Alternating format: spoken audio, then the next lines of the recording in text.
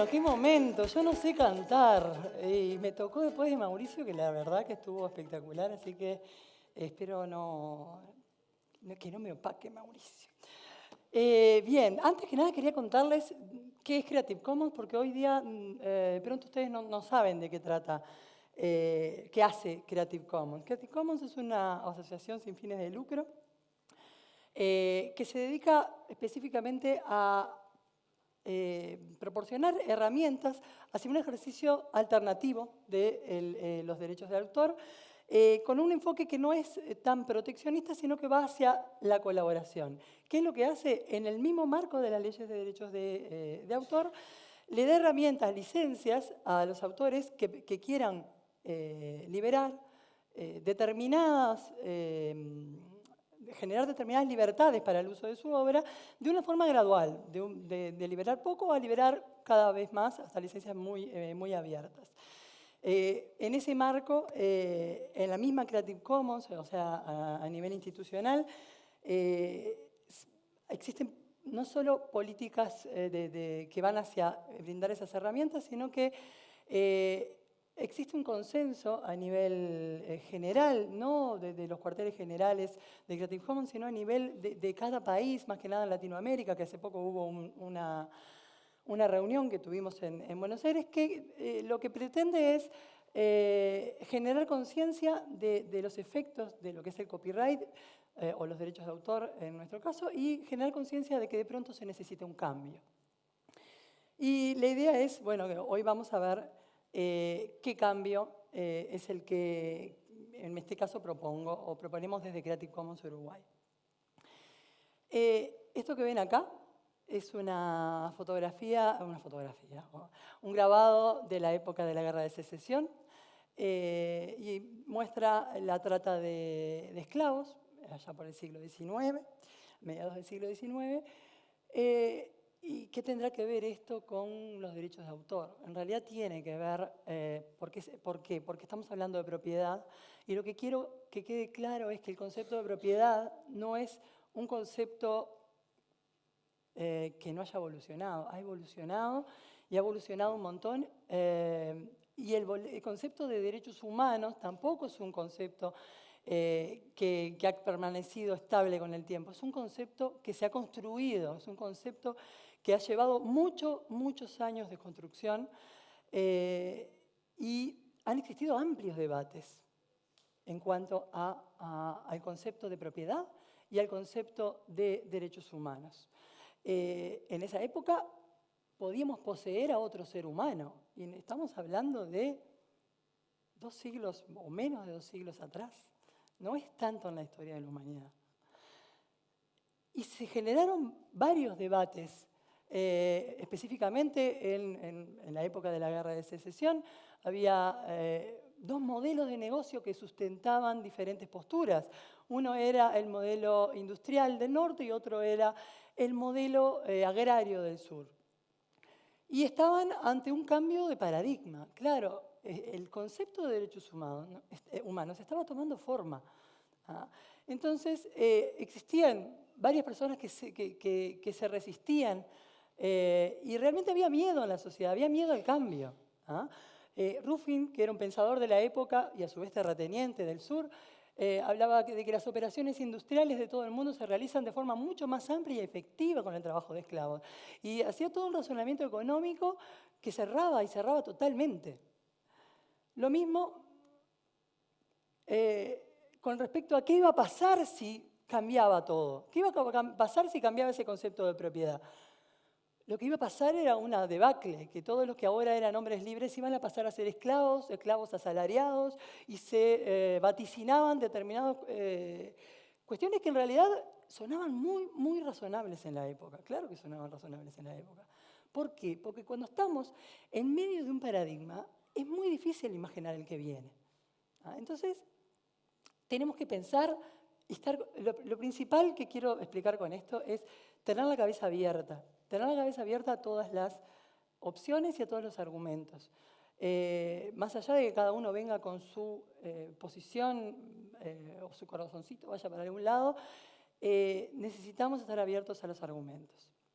¿Cuál es el paradigma que nos toca debatir hoy es el de los derechos de autor y los derechos de autor como un gran cerco automático. O sea, ¿qué necesita ser un autor o un detentor de los derechos de autor para obtener protección? Nada. Crear la obra. Es un cerco automático que adentro de ese cerco hay un montón de cosas metidas. No hay solo música, no hay solo películas.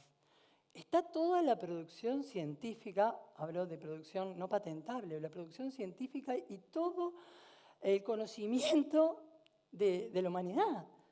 Está todo lo que son recursos educativos. Piensen en chiquitos. Yo trabajo todos los días en una plataforma en la universidad, en una plataforma con recursos digitales.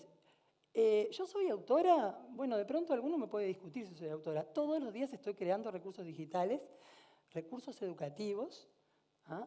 Le estoy dando forma, le estoy generando una secuencia didáctica y los estoy poniendo a disposición de mis alumnos. Si eso no es crear, a mí, perdónenme, pero...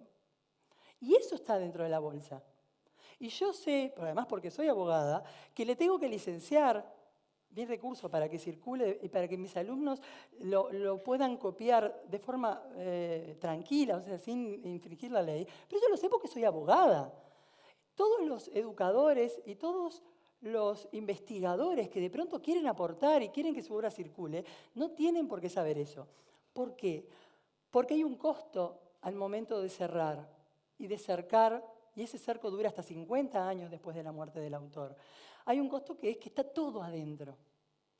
No discriminamos ese cerco de acuerdo a qué tipo de obra es, a qué uso se le va a dar, a qué intención tuvo el autor al momento de crear la obra. No, está todo dentro de la misma bolsa y cerrado con candado. En cuanto al tema acceso, y sí, hay diferentes tipos y niveles de acceso, depende de la obra que se esté hablando.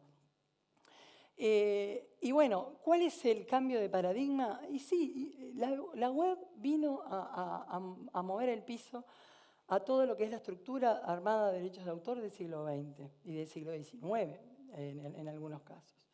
Entonces, tenemos que pensar el derecho de autor desde estas nuevas modalidades. Y sí, lo han cambiado, pero no lo han cambiado. No piensen en la web como un gran mercado de bienes o un lugar donde nosotros vamos a buscar información, a tomar algo y sacarlo. La web es otra cosa. Es una nueva forma de relacionarnos. Es una nueva forma de expresarnos. Es una nueva forma de hacer política. La web no es un repositorio de cosas, un mercado de cosas donde uno va y toma y se lleva lo que quiere gratis y los autores están sufriendo porque tienen ese mercado que no pueden controlar. La web es otra cosa. Entonces, cuando nosotros vemos que la web está cercada, estamos limitando no solo el acceso específico a la cultura, estamos limitando varias libertades, estamos limitando la libertad de expresión. Estamos limitando el derecho a la educación. ¿Por qué? No solo por el tema web, sino porque hay cosas que están circulando que pueden servir para el beneficio de todos y que de pronto el autor no fue consciente de cuál era el régimen que había detrás. Porque las automaticidades que uno tiene al colgar las cosas en la web es pensar que lo está poniendo a disposición de otro, cuando no está haciendo eso. Y licenciar, me pueden decir, sí, el autor es libre de licenciar, es libre de hacer, pero eso tiene un costo. ¿Saben lo que es formar? Yo me he dedicado, hace años que vengo formando docentes para que entiendan que si quieren compartir sus recursos educativos tienen que licenciar, hay 6 licencias disponibles y tienen que hacerlo de determinada manera y formar en derecho de autor a toda la población de un país y del mundo, y además con organizaciones sin fines de lucro y gratis. No me parece que ese costo lo tenga que pagar la sociedad. Me parece que tenemos que ver y discriminar qué usos son los que no tendrían que estar dentro del cerco. Y otra aclaración. Cuando la obra, pasan 50 años después de la muerte del autor, la obra pasa a dominio público.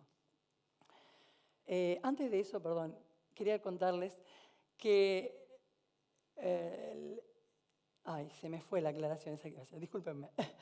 ¿Qué pasa con el dominio público? El dominio público que tenemos en Uruguay es un dominio público pagante. ¿No? ¿Qué significa dominio público pagante? Que cuando pasan esos 50 años, igual tenemos que seguir pagando. Pero el problema es, bueno, ¿cuánto? Porque en términos de acceso, si tenemos que seguir pagando algo para que lo reciba el Estado, porque es el Estado que recibe el dinero del dominio público, para que lo reciba el Estado y lo vierta a programas para fomentar la cultura, me parece bárbaro, pero la idea es cuánto tenemos que seguir pagando. En realidad tenemos que seguir pagando exactamente lo mismo. O sea, una obra que está en dominio privado y una obra que está en dominio público paga exactamente lo mismo. Y en términos económicos, ahí estamos privando de acceso a todo el acervo cultural, sigue el cerco. ¿Ah? Todo el acervo cultural está dentro del cerco, en este caso económico, ¿ah? Porque la obra se puede usar, no hay que pedir permiso, eso sí, tenés que pagar. ¿Cuánto? Lo mismo que cuando estaba en dominio privado. Entonces, tenemos que ver qué números se manejan. ¿Quién está pagando el dominio público? ¿Lo está pagando los particulares? ¿Hay control de evasión? ¿Qué niveles de morosidad hay? Tenemos que manejar cifras. ¿Para qué? Para saber qué decisión tomar. De pronto, estos programas se pueden financiar de otra forma. ¿Y qué podemos hacer?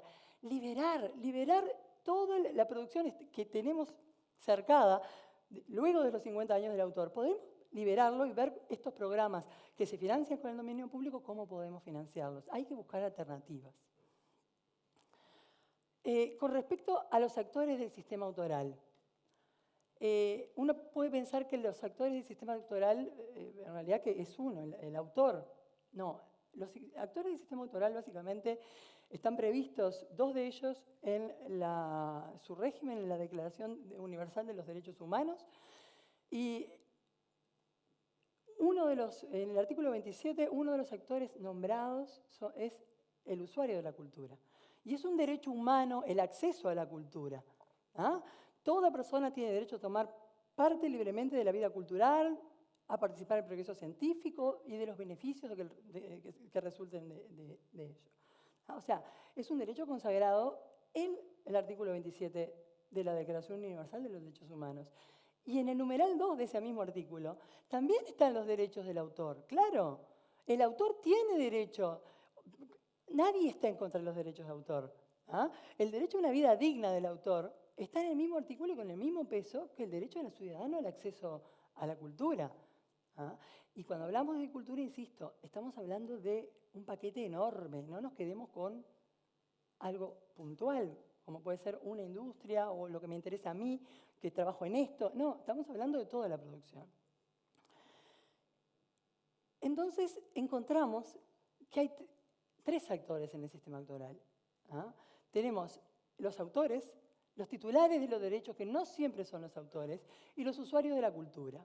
Nuestra ley hoy día no tiene un sistema para los autores de protección en el momento de la contratación. Eso ya lo habló José Antonio Villamil y explicó que hace falta un capítulo que proteja al autor al momento de contratar, porque es ahí cuando se definen sus ganancias, es ahí cuando él está dándole su obra a otro que es el que la va a gestionar. ¿Ah?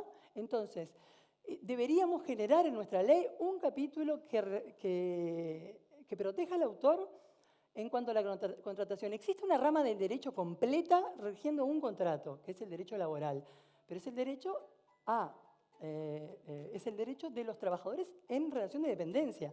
Ese tipo de trabajadores, estos también son trabajadores y necesitan que se regule esa relación laboral. Las limitaciones y excepciones son la forma de proteger al usuario. ¿Ah? Hoy día todos somos criminalizados y vamos a ver por qué todos somos criminalizados. Por ejemplo, no existe el derecho a copia privada. ¿Ah? El derecho a copia privada, también lo nombró José Antonio y lo han nombrado otros por ahí, es el derecho que uno tiene cuando consigue una obra de forma ilícita a generar una copia para uso personal y sin fines de lucro. No solo que no existe, sino que es un delito, como ya lo vimos. Es un delito, el artículo 46, literal E, de la ley de derechos de autor debe ser derogado, ya. Porque hoy día me atrevo 100% segura a afirmar que no hay ninguna persona en esta sala que que no haya cometido ese delito. Uno descarga un PDF colgado por el propio autor, no estoy hablando de piratería, de la web y automáticamente está configurando ese delito, porque necesita autorización por escrito del autor. Está criminalizando prácticamente toda la población.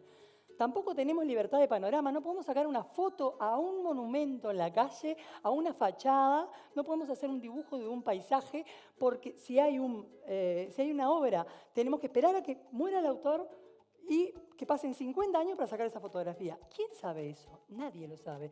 ¿Existen casos de jurisprudencia? No, no existen. ¿Por qué? Porque es un delito que en realidad nadie se ha naturalizado. Y no es que se naturalizó porque en realidad el sentido común dice que no tiene que ser un delito. Limitaciones para obras huérfanas. En la web se potencian totalmente la posibilidad de que una obra no se consiga el autor. El derecho de parodia, que ya lo vieron con Mariana. Esta película ha tenido cientos de parodias y se hizo famosa por las parodias, no porque la película fuera súper exitosa al momento de salir. Es una muy buena película, la vi porque vi tantas parodias que me dio curiosidad.